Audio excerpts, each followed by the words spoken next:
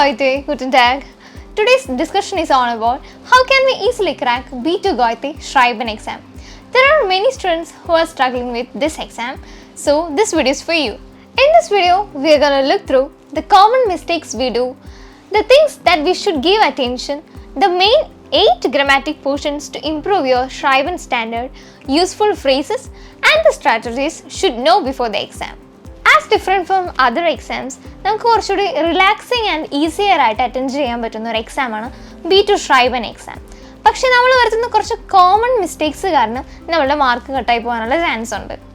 അതിൽ ഏറ്റവും ഇമ്പോർട്ടൻ്റ് ആയിട്ടുള്ള കുറച്ച് കാര്യങ്ങളാണ് alphabets, question marks, full stops and commerce. ഇതെല്ലാം നമ്മൾ A1 തുടങ്ങി പഠിക്കുന്ന കാര്യങ്ങളാണ്. എല്ലാവരും ചിന്തിക്കുന്നത് ഇതത്ര ഇമ്പോർട്ടൻ്റ് ആയിട്ടുള്ളതൊന്നും അല്ല എന്നുള്ളതാണ്. പക്ഷേ ഇത് നമ്മൾ ആഡ് ചെയ്തിരിക്കുമ്പോൾ അവർ വിചാരിക്കുന്നത് നമുക്ക് A1 സ്റ്റാൻഡേർഡ് പോലും ഇല്ല എന്നുള്ളതാണ്.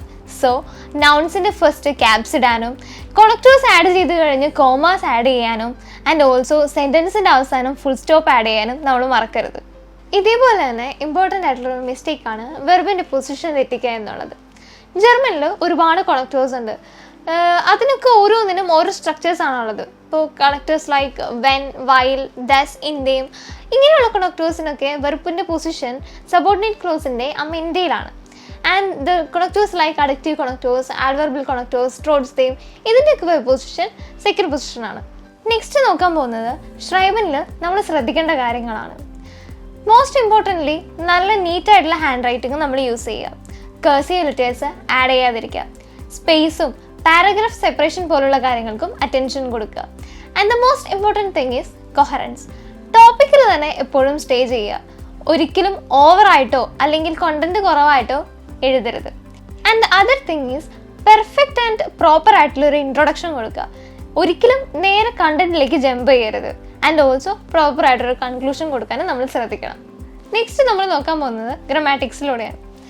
പ്രോപ്പർ യൂസേജ് ഓഫ് ഗ്രാമാറ്റിക്സ് നമ്മൾ ഷ്രൈബിൻ്റെ സ്റ്റാൻഡേർഡ് ഇംപ്രൂവ് ചെയ്യാൻ നമ്മളെ സഹായിക്കും. ഗ്രാമാറ്റിക്സ് like connectors, zweiteilige connectors, relative satze, passive satze, infinitive mitsu, verben mitsu, modal verb alternatives, and also nomen verb verbindungen. There are many connectors like while, when, thus, trotzdem, obwohl, indem, dadurch das, dadur, darum, etc. And zweiteilige connectors are sowohl als auch, nicht nur sondern auch, entweder oder, weder noch, zwar aber, einerseits andererseits, jedesto oder umso.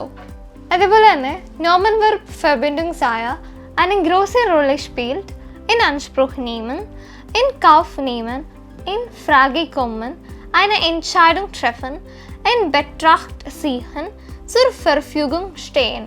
Modal verb alternatives like es ist notwendig, es ist Pflicht, es ist möglich, die Möglichkeit haben, wir sind in der Lage, die Absicht haben, sich vornehmen, den Wunsch haben. ഇതൊക്കെ നമുക്ക് modal verb alternatives ആയിട്ട് use ചെയ്യാവുന്നതാണ്. Next നമ്മൾ പറയാൻ പോകുന്നത് useful ഫ്രേസസിനെ കുറിച്ചിട്ടാണ്. നമുക്ക് ഈ ഫ്രേസസ് ഐൻലൈറ്റും, മൈനും, ഗ്രുണ്ടെ, ഫൊർട്ടൈലെ ആൻഡ് കൺക്ലൂഷൻസിലും ആഡ് ചെയ്യാവുന്നതാണ്.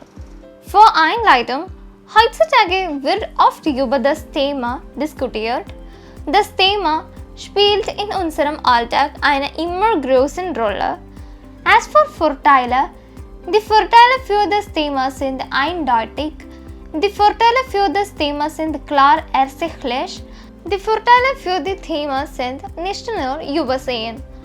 Und für Meinung, wenn ich meine Ansicht äußern sollte, käme ich zu der Überzeugung, dass, wenn ich meine Ansicht äußern dürfte, würde ich betonen, dass, wenn ich meine Meinung sagen müsste, würde ich feststellen, dass.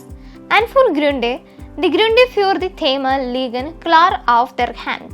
Die Ursachen für das Thema sind offensichtlich. Die Gründe für das Thema sind leicht nachvollziehbar. Und für Conclusion, abschließend möchte ich feststellen, dass zusammenfassend lässt sich sagen, dass zum Schluss möchte ich anmerken, dass. ഈ phrases ഒക്കെ നമുക്ക് ഷ്രൈബനിൽ add ചെയ്യുന്നതാണ്. Now we can look through the strategies we should know before we are going for a Schreiben exam. നമ്മൾ ഷ്രൈബൻ എക്സാമിന് പോകുമ്പോൾ നമ്മൾ mainly ചിന്തിക്കേണ്ട ഒരു കാര്യമാണ് ടൈം മാനേജ്മെൻറ്റിനെ കുറിച്ചിട്ട്. ടൈൽ ലൈൻസിന് 50 മിനിറ്റ്സും ആൻഡ് ഓൾസോ ടൈൽ സ്വായ്ക്ക് 25 മിനിറ്റ്സും ആണ് ഉള്ളത്. ഈ ടൈം മാനേജ്മെൻറ്റിൽ തന്നെ നമ്മൾ ഷ്രൈബൻ എഴുതി പൂർത്തിയാക്കാൻ ശ്രദ്ധിക്കുക. ആൻഡ് ഓൾസോ ഷ്രൈബൻ എക്സാം എഴുതുമ്പോൾ നമുക്ക് അഡീഷണൽ ആയിട്ടൊരു പേപ്പർ കൂടെ കിട്ടും. ആ പേപ്പർ കിട്ടിക്കഴിയുമ്പോൾ നമ്മൾ ടൈൽ ലൈൻസിലും ടൈൽ സ്വായിലും എന്തൊക്കെയാണ് എഴുതാൻ പോകുന്നതെന്ന് ഒന്ന് മാപ്പ് ചെയ്ത് നോക്കുക. നമുക്ക് എന്തൊക്കെയാണ് ഡൗട്ട് ഉള്ളതെന്ന് കൂടി ഒന്ന് എഴുതി ക്ലിയർ ആക്കിയിട്ട് വീണ്ടും റീറൈറ്റ് ചെയ്യാൻ ശ്രമിക്കുക. ഷ്രൈബൻ എക്സാമിന് പോകുന്നതിന് മുമ്പ് നമ്മൾ 2-3 പ്രസൻറ്റേഷൻസ് ചെയ്ത് നോക്കുക. എസ്പെഷ്യലി പ്രൂഫും ട്രെയിനിങ്സ് ബുക്കിലെ 10 to 15 മൊഡാൽ ടെസ്റ്റുകൾ നല്ലതുപോലെ ചെയ്യുക. ഇതൊക്കെയാണ് നമുക്ക് ഷ്രൈബനിൽ യൂസ് ചെയ്യാൻ പറ്റുന്ന സ്ട്രാറ്റജീസ് ആൻഡ് ടിപ്സ്. അപ്പോൾ ഇതൊക്കെയാണ് ഷ്രൈബൻ എക്സാമിന് മുമ്പ് നമ്മൾ ശ്രദ്ധിക്കേണ്ട കാര്യങ്ങൾ. ഇതൊക്കെ ശ്രദ്ധിച്ചാൽ തന്നെ നമുക്ക് ഷ്രൈബൻ എക്സാം വളരെ ഈസി ആയിട്ട് പാസ്സാവാൻ സാധിക്കും. Hope this video is helpful. Vielen Dank. Tschüss.